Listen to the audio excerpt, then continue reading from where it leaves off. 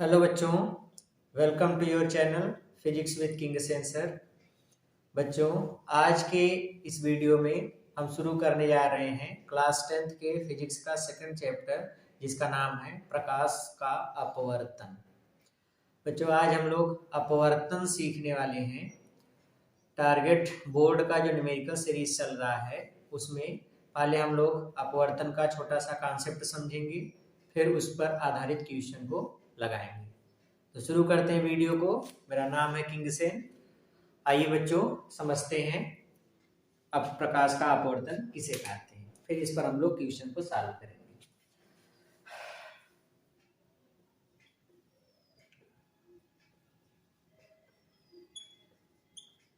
प्रकाश का अपवर्तन, refraction of light. प्रकाश का अपवर्तन समझने से पहले बच्चों हम लोग समझते हैं ऑप्टिकल मीडियम। इस टॉपिक को समझने के लिए पहले हम लोग एक टॉपिक समझते हैं जिसका नाम है ऑप्टिकल मीडियम। ऑप्टिकल मीडियम या हिंदी में इसी को बोलते हैं प्रकाशिक माध्यम। प्रकाशिक माध्यम वो माध्यम होता है जिसमें प्रकाश चल सकता है। फॉर एग्जाम्पल जैसे एयर हुआ, कोई कांच हुआ, पानी हुआ, इसमें जिसमें लाइट चल सकती है वो माध्यम प्रकाशिक माध्यम है। ऐसा माध्यम जिसमें प्रकाश चल सकता है उस माध्यम को प्रकाशिक माध्यम कहते हैं। प्रकाशिक माध्यम दो तरीके का होता है। पहला माध्यम है जिसको हम लोग बोलते हैं सघन माध्यम, डेंसर मीडियम,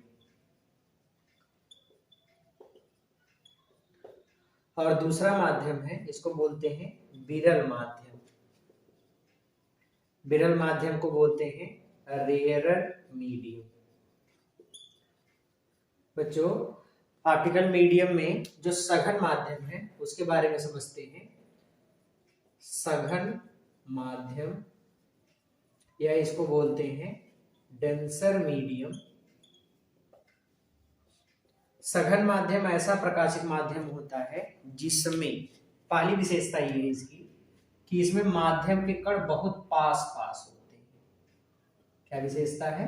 माध्यम के कण बहुत पास पास होते हैं। माध्यम के कण पास पास होते हैं। बच्चों, अगर माध्यम के कण बहुत पास पास होंगे तो इसका घनत्व अधिक होगा। घनत्व अधिक, घनत्व अधिक होता है। तीसरा, अब जब माध्यम के कण बहुत पास पास होंगे तो इसमें प्रकाश की चाल कम होती है। जैसे आप इसको ऐसे समझो, जैसे किसी रास्ते पर चल रहे हैं, भीड़ बहुत ज्यादा है तो हम लोग बहुत तेजी से नहीं चल सकते, बहुत तेजी से चलेंगे तब भी हमारी स्पीड कम हो जाएगी। तो ऐसे अगर माध्यम बहुत पास पास है तो माध्यम के कण ज्यादा होने से प्रकाश की चाल घट जाती है। तो यहाँ पर बोलेंगे इस माध्यम में प्रकाश की चाल कम होती है। ठीक है। अगला पॉइंट है, इस माध्यम का गुण ये है कि इसका जो अपवर्तनांक होता है, रिफ्रैक्टिव इंडेक्स, जो अभी हम लोग अपवर्तन के बारे में पढ़ने वाले हैं, अपवर्तनांक केवल अभी आप ये समझो कि प्रकाश किरणों का अपने रास्ते से कितना अपवर्तन हुआ, कितना अपने रास्ते से विचलन हुआ। जैसे मान लो प्रकाश किरण ऐसे जा रही है, ये इधर घूम गई, तो अपने रास्ते से कितना घूम गई। एग्जाम्पल के लिए ये लाइट रे जा रही थी, ये इसका रास्ता था, ये इधर ऐसे मुड़ गई, तो जब माध्यम बदलने पर ये मुड़ती है तो ये अपने रास्ते से कितना विचलित हो गई। माध्यम बदलने पर प्रकाश की किरणों का अपने मार्ग से विचलन की माप, कौन सा माध्यम कितना ज्यादा विचलित करेगा, उसी विचलन की माप को ही अपवर्तनांक कहते हैं। अगर अपवर्तनांक ज्यादा हुआ तो मतलब प्रकाश की किरण अपने रास्ते से ज्यादा विचलित हुई, कम हुआ तो मतलब उसका विचलन कम हुआ। अपवर्तन कितना हुआ, उस अपवर्तन की माप को ही अपवर्तनांक कहते हैं। उसमें आया वर्ड अपवर्तनांक, अपवर्तन धन अंक, उसका माप क्या है, कितने मात्रा में अपवर्तित हुआ, उसी को अपवर्तनांक बोलते हैं। तो यहाँ पे सघन माध्यम का अपवर्तनांक अधिक होता है, अपवर्तनांक अधिक होता है। ये एक चीज ये भी हम लोग तो इसको स्नेल के नियम में एक एप्लीकेशन भी होता है, ये आप लोग क्लास 10th में सॉरी 12th में पढ़ेंगे, 12 में, कि कैसे सघन से विरल माध्यम में जाने पर किधर प्रकाश की किरण झुकती है, क्यों झुकती है, उसका एक प्रूफ है। बट यहाँ पे हम लोगों को उतना डिटेल में नहीं समझना है, हम लोग बस केवल ये समझ लेते हैं कि अगर प्रकाश की किरण सघन माध्यम में जाती है तो वह हमेशा अभिलंब की ओर झुकती है, अभिलंब की ओर झुक जाती है। तो ये जो माध्यम है इसको हम लोग बोलते हैं सघन माध्यम। दूसरा जो मीडियम है उसका नाम है विरल माध्यम। हम लोग समझते हैं बच्चों विरल माध्यम के बारे में। दूसरा माध्यम विरल माध्यम, विरल माध्यम को बोलते हैं रेयर मीडियम। कितना गंदा लिखते हैं, थोड़ा अच्छा लिखते हैं, मीडियम।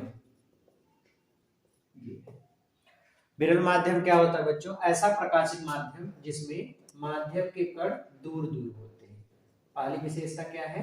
माध्यम के कण दूर दूर होते हैं, ये। दूसरा, जब माध्यम के कण दूर दूर होंगे तो उसका घनत्व तो कम होगा। तो दूसरा इसकी विशेषता ये है कि इसका घनत्व कम होता है, घनत्व कम होता है। तीसरी विशेषता इसकी ये है, पहले तो माध्यम के कण दूर दूर होते हैं, दूसरा घनत्व कम होता है। जब माध्यम के कण दूर दूर होंगे तो लाइट तेज चलती है।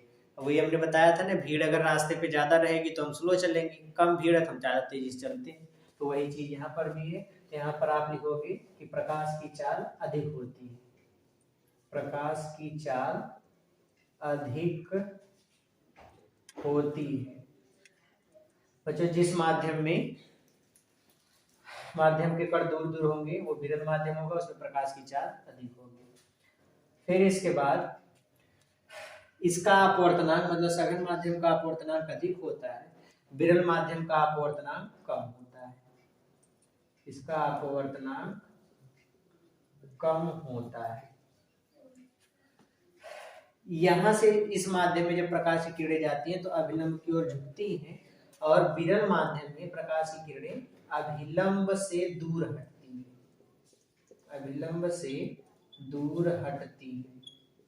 ये है विरल माध्यम में प्रकाश की किरणें अभिलंब से दूर हटती हैं, ये इसकी विशेषता है। तो बच्चों विरल माध्यम और सघन माध्यम दोनों में कोई डिफरेंस समझ में आ रहा है? तो एक बार हम लोग समराइज को कर लेते हैं, इधर विरल माध्यम, इधर सघन माध्यम। सघन माध्यम में प्रकाश के माध्यम के कण बहुत पास पास होते हैं, विरल माध्यम में दूर दूर होते हैं। सघन माध्यम में माध्यम का घनत्व तो अधिक होता है, विरल माध्यम में घनत्व तो कम होता है। सघन माध्यम में प्रकाश की चाल कम होती है, विरल माध्यम में प्रकाश की चाल ज्यादा होती है। सघन माध्यम का अपवर्तनांक अधिक होता है, विरल माध्यम का अपवर्तनांक कम होता है। सघन माध्यम में प्रकाश की किरणें अभिलंब की ओर झुक जाती हैं, विरल माध्यम में प्रकाश की किरणें अभिलंब से दूर हट जाती है। क्लियर हुआ? ठीक है। अब हम लोग समझते हैं प्रकाश का अपवर्तन क्या है।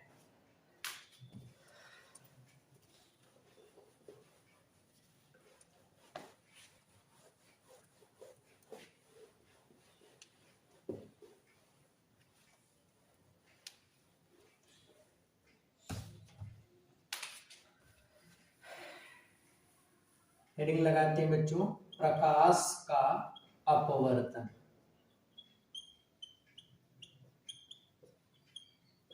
Refraction of light. प्रकाश का अपवर्तन क्या है बच्चों? जब प्रकाश की किरणें एक माध्यम से दूसरे माध्यम में जाती हैं, ये पहला माध्यम है, माध्यम एक, ये दूसरा माध्यम है, माध्यम दो। जब प्रकाश की किरणें एक माध्यम से दूसरे माध्यम में जाती हैं, मान लीजिए कि कोई प्रकाश की किरण आ रही थी, ये प्रकाश की किरण का रास्ता है। जो हमने प्रकाश के गुण में पढ़ा है कि प्रकाश एक सीधी रेखा में चलती है, लेकिन हम यहाँ पे देखते हैं जब प्रकाश की किरण एक माध्यम से दूसरे माध्यम में जाती है तो इसको ऐसे सीधे जाना चाहिए था, लेकिन हम ये देखते हैं कि अपने रास्ते पे ना चल करके अपने रास्ते से हट जाती है, विचलित हो जाती है। जब प्रकाश की किरणें एक माध्यम से दूसरे माध्यम में जाती हैं तो अपने मार्ग से विचलित हो जाती है। हम देख रहे हैं ना, इसका रास्ता ये था, अपने रास्ते से इधर चली गई तो अपने रास्ते से विचलित हो गई, अपने मार्ग से हट गई। बस इसी अपने मार्ग से हटने की ही घटना को ही हम लोग बोलते हैं प्रकाश का अपवर्तन। फिर से समझिए, जब प्रकाश की किरणें एक माध्यम से दूसरे माध्यम में जाती हैं तो अपने मार्ग से विचलित हो जाती हैं। बस इसी घटना को ही हम लोग कहते हैं प्रकाश का अपवर्तन। यहाँ पे ये जो प्रकाश की किरण स्रोत से आ रही है इसको हम लोग बोलते हैं आपतित किरण। ये आपतित किरण है, इंग्लिश में इसको कहते हैं इंसिडेंट रे। ये जो अपवर्तन के बाद प्रकाश की किरण गई है इसको हम लोग बोलते हैं अपवर्तित किरण। अपवर्तित किरण को इंग्लिश में बोलते हैं रिफ्रैक्टेड रे। ये आपतित किरण तल के जिस बिंदु पर गिरती इसको आपतन बिंदु कहते हैं, पॉइंट ऑफ इंसिडेंस। आपतन बिंदु पर खींची गई ये सीधी रेखा जो तल के साथ 90 अंश का कोण बनाती है इसको अभिलंब कहते हैं। अभिलंब इंग्लिश में कहते हैं नॉर्मल। नॉर्मल माने होता है बच्चों सीधा, इसे नहीं कि बेचारा बहुत सीधा है, एकदम पूरा सीधा ऐसे खड़ा है। अगर हम ऐसे टेढ़े खड़े हो गए, मतलब अगर ऐसे टेढ़े इधर झुक गए तो कहेंगे टेढ़ा है बहुत, इधर झुक गए तब भी टेढ़ा है। और जो टेढ़ा नहीं एकदम पूरा सीधा है तो उसको कहेंगे हाँ भाई ये नॉर्मल है, एकदम पूरा सीधा है। तो ऐसे ही नॉर्मल नहीं है। नॉर्मल मतलब जो तल के साथ 90 अंश का कोण बना एकदम सीधी लाइन, उसी को हम लोग नॉर्मल कहते हैं। ठीक है, तो ये अभिलंब है। आपतित किरण और अभिलंब के बीच बनने वाले इस कोण को आपतन कोण कहते हैं। इसको आई से दिखाते हैं, इसको हम लोग बोलते हैं आपतन कोण। आई को बोला जाता है आपतन कोण।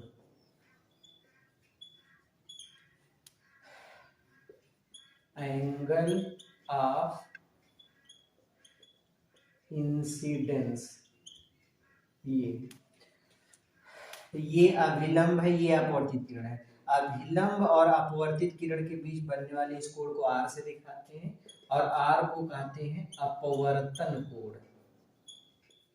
ये अपवर्तन कोण है, इसको बोलते हैं एंगल ऑफ रिफ्रैक्शन।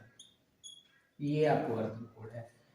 क्लियर हुआ बच्चों? जब प्रकाश की किरणें एक माध्यम से दूसरे माध्यम में जाती हैं तो अपने मार्ग से विचलित हो जाती है, इसी घटना को प्रकाश का अपवर्तन कहते हैं। प्रकाश के अपवर्तन का मुख्य कारण है जब भी प्रकाश अपने माध्यम को बदलता है तो उसकी चाल बदल जाती है। अपवर्तन का मुख्य कारण प्रकाश की चाल में होने वाला परिवर्तन है। बच्चों, जब प्रकाश की किरणें एक माध्यम से दूसरे माध्यम में जाती है तो ऐसे गुण जो बदलते हैं, जो गुण बदल जाते हैं वो गुण है, उसमें पहला है चाल, प्रकाश की चाल बदल जाती है। दूसरा तरंगदैर्घ्य, प्रकाश की तरंगदैर्घ्य, लाइट की वेवलेंथ चेंज हो जाती है। तीसरा चाल बदल गई, तरंगदैर्घ्य बदल गया।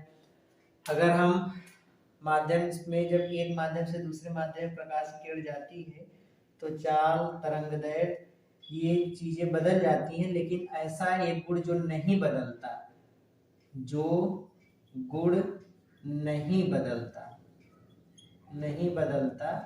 है वो गुण है केवल आवृत्ति, फ्रीक्वेंसी। अच्छा, जब भी प्रकाश की किरणें एक माध्यम से दूसरे माध्यम में जाती हैं तो उसमें प्रकाश की चाल बदल जाती है, तरंगदैर्घ्य बदल जाता है, अपवर्तनांक बदल जाता है, सारी चीजें बदल जाती है। लेकिन अगर प्रकाश एक माध्यम से दूसरे माध्यम में जाने पर जो गुण नहीं बदलता वो गुण है उसकी फ्रीक्वेंसी। फ्रीक्वेंसी चेंज नहीं होती, बाकी सारे गुण इसके बदल जाते हैं। ठीक है, तो ये प्रकाश का अपवर्तन है। अभी हमने देखा था कि सघन माध्यम और विरल माध्यम। सघन माध्यम में प्रकाश की किरणें अभिलंब की ओर झुक जाती हैं, विरल माध्यम में दूर हटती हैं। तो देखिए, जिस माध्यम में अभिलंब के साथ किरण, प्रकाश किरण छोटा कोण बनाएगी वो माध्यम सघन माध्यम होगा।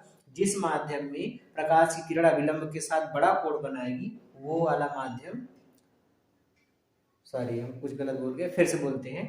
देखिए, जिस माध्यम में प्रकाश की किरण अभिलंब के साथ छोटा कोण बनाएगी उसको हम बोलते हैं सघन माध्यम, और जिस माध्यम में प्रकाश की किरण अभिलंब के साथ बड़ा कोण बनाएगी उसको बोलते हैं विरल माध्यम।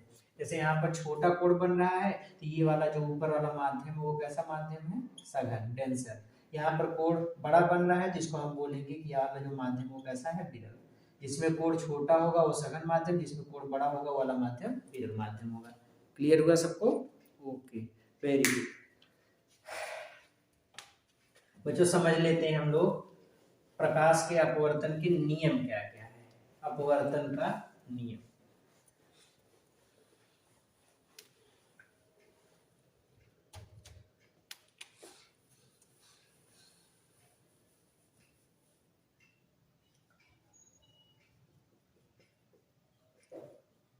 अपवर्तन के नियम।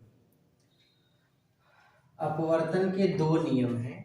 इसमें पहला नियम है, इसको हम लोग बोलते हैं स्नेल का नियम।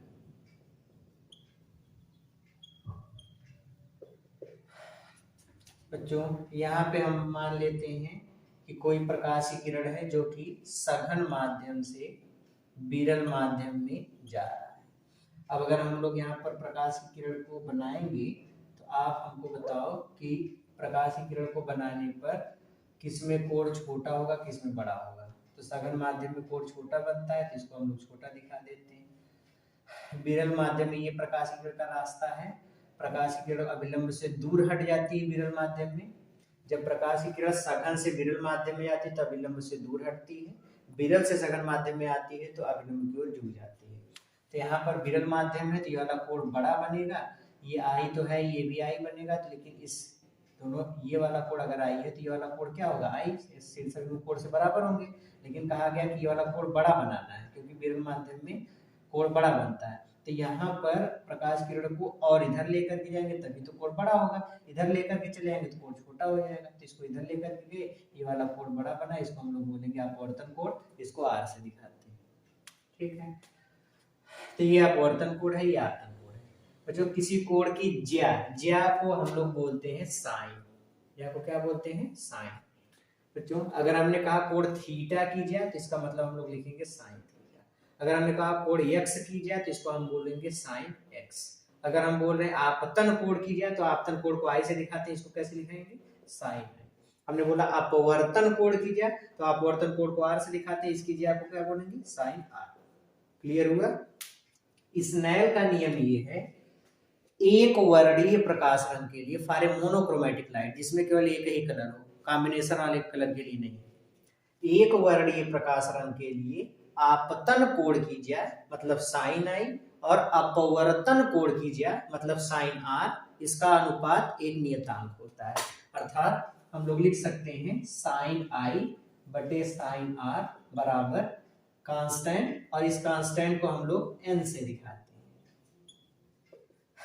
समझ लेते हैं बच्चों, एन जो है इसको हम लोग बोलते हैं माध्यम का अपवर्तनांक, रिफ्रैक्टिव इंडेक्स ऑफ मीडियम, ये माध्यम का अपवर्तनांक है। इसी एन को बच्चों हम लोग 1n2 भी कहते हैं। इसको हम लोग बोलेंगे पहले माध्यम के सापेक्ष दूसरे माध्यम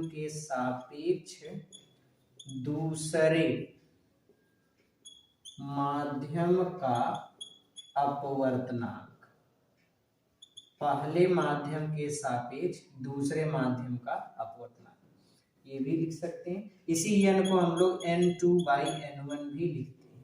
दूसरे माध्यम का निरपेक्ष अपवर्तनांक बटे पहले माध्यम का निरपेक्ष अपवर्तनांक।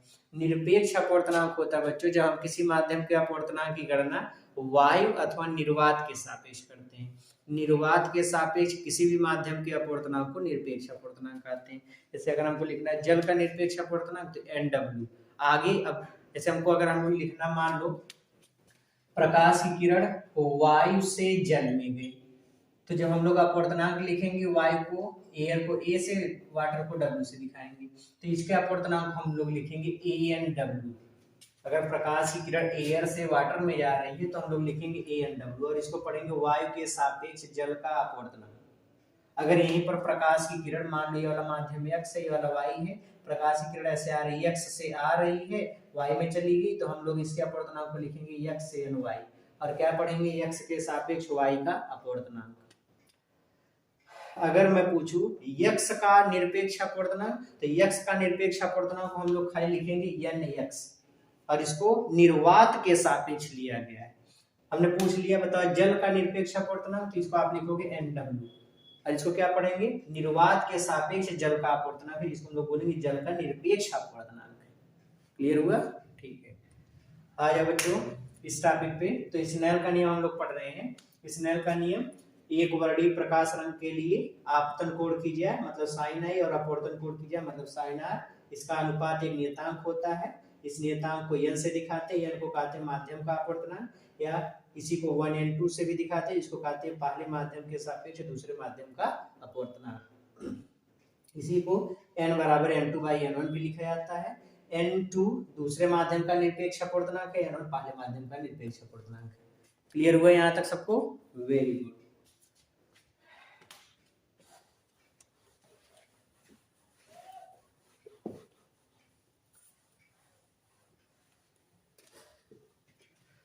आ जाओ बच्चों, अब स्नेल के नियम के इस फार्मूले पर हम लोग कुछ क्वेश्चंस देखते हैं।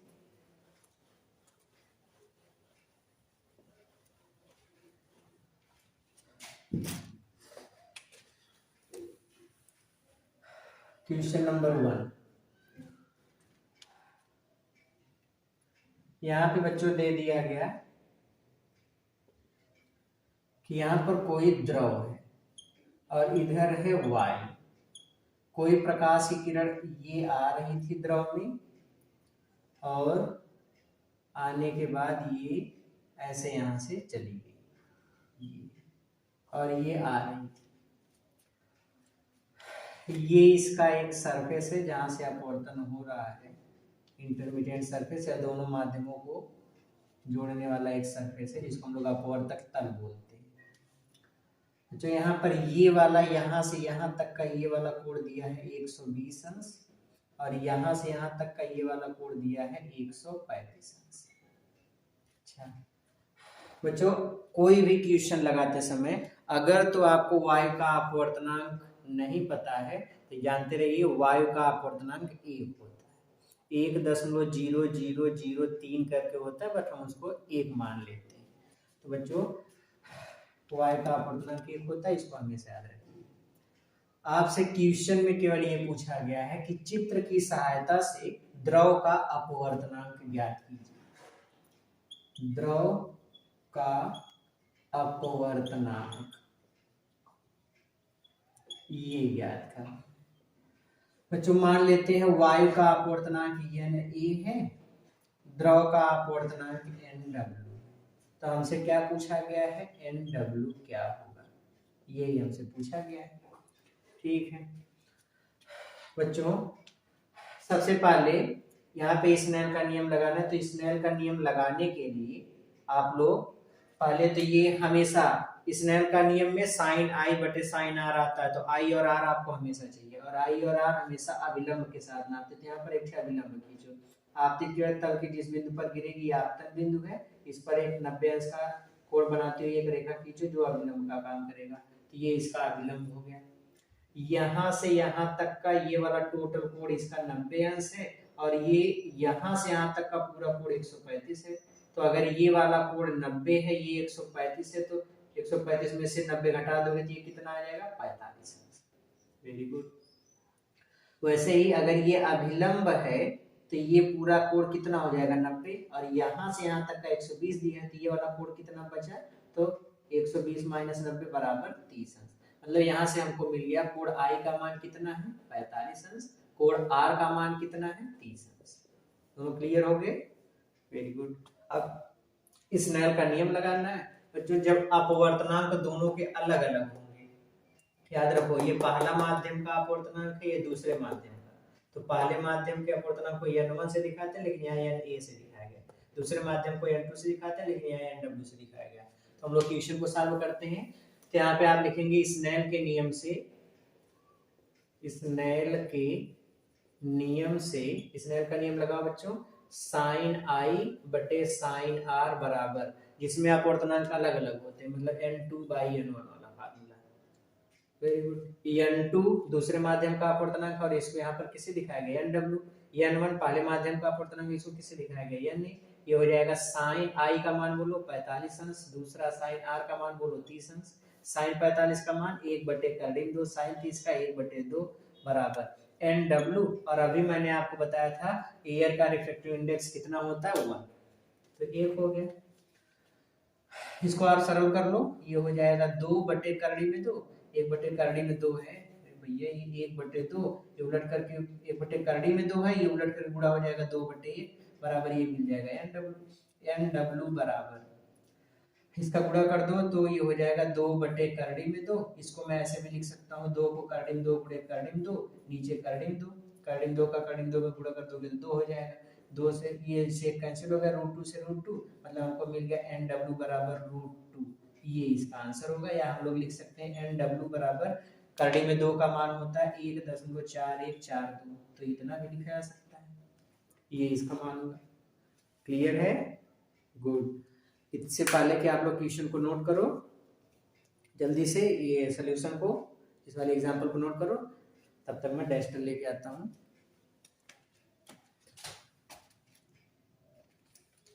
हो गया नोट? Good, very good. तो ठीक है बच्चों, क्वेश्चन को इसी तरीके से लगाना है स्नेल के नियम पे। अभी बचा है स्नेल का सेकंड लॉ और स्नेल के नियम पर आधारित कुछ सवाल को, तो सवाल को लगाते हैं। ये सारे क्वेश्चन को जो स्नेल के नियम पे बाकी क्वेश्चन को लगाना और जो बाकी सेकंड लॉ अपवर्तन का पढ़ना, ये सारी चीजें हम लोग अगले वीडियो में पढ़ेंगे। तो तब तक इस थ्योरी को खूब बढ़िया से रिवाइज करिए, ताकि हम लोग नेक्स्ट आने वाले वीडियो में उस कॉन्सेप्ट के साथ आगे बढ़ सकें। तो पढ़ते रहिए, मेहनत करते रहिए, बोर्ड की परीक्षाएं बहुत नज़दीक हो चुकी हैं, तो एग्ज़ाम जल्दी होगा, इसलिए आप लोग खूब बढ़िया से तैयारी करते रहिए। All the very best.